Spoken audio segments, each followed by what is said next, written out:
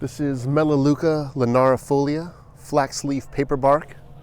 It's a small-scale tree, as you can see, usually growing to about this height, about 15 to 20 feet with the same amount of spread. I think naturally it probably would grow as more of a bush form where the foliage goes all the way to the ground, but of course human beings love to prune trees up. In a few months from now, usually in the later spring, this particular tree gets a very beautiful and profuse white flower, very similar to the Chinese fringe tree that we looked at before, where you don't actually see any of the foliage on the tree. It basically is all white, kind of a poof or cotton candy looking flower.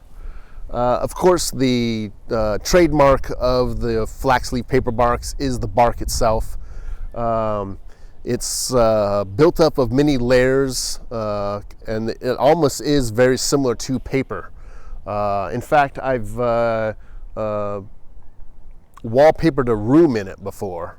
We used to have one very large when I was going to college that was outside that was constantly peeling off, and we would use the peeling of the bark to dress up the walls, which looked very, very beautiful. Of course, that bark is doing very similar to what the bark of the cork oak is doing. It is protecting the tree against a fire and predators and pests. All the flax-leaf paperbarks are from Australia, usually growing closer to the ocean. They are very adaptive, growing in salty and sandy conditions.